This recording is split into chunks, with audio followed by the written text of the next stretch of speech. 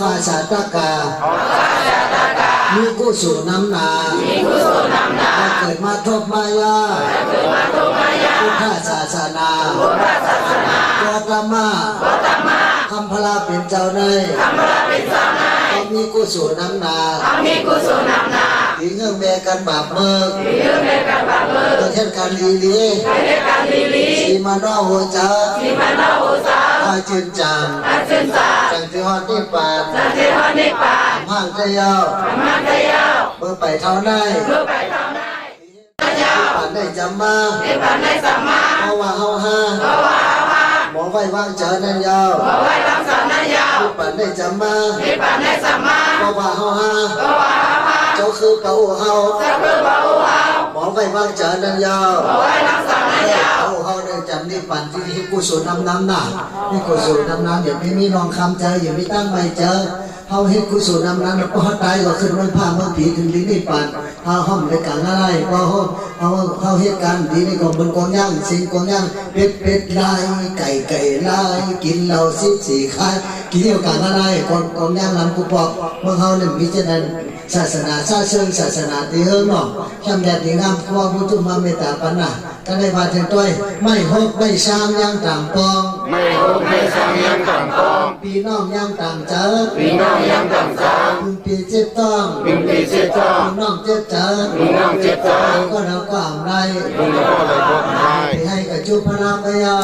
ให้กับสุภาพยาไม่หกไม่ช้างย่างต่างปองไม่หกไม่ช้างย่างต่างปองพี่น้องย่างต่างเจอพี่น้องย่างต่างเจอปีเจ็บต้องปีเจ็บต้องพี่น้องเจ็บเจอพี่น้องเจ็บเจอก็เราก็อ่ำไรก็เลยพบได้ให้กับจุพนาพยาให้กับสุภาพยาหน้าพุทธังเสาเอาแต่หน้าพุทธังเสาสินศีลาสือตังพาสินศีลาสือตังพามุงภาวนาให้ช่างกว่ามีปัญหาเฮือนคำมันเขายำสิ่งสุดตั้งอุจจาระเท่าหอติพุทธมันเขายำสิ่งสุด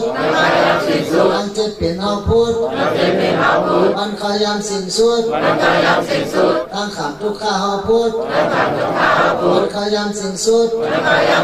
ตั้งตายหอติพุทธอันนี้พุทธดินทำนาเจ้าเก่าอันนี้เด้งกูเห่าไว้ได้เจอทางไก่จะรอผ้า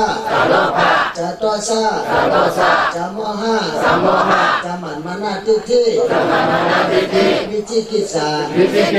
วันกันหาตังกัดยินนิปานตาโนนิปานัสสะปิจโยโอตุสา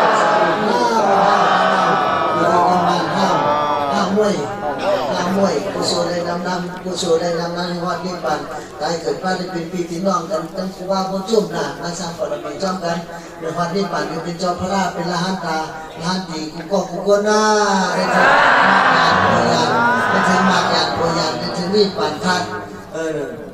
สกิตกะอนาคานะธรรมะนะตะโพกะฮอดนิพพานทัดสกรรมดุจนาโนทั้งในร้านเพลน่ะถ้าในร้านเพลมันคงจะต่อเต็มเมื่อน้อยๆนะ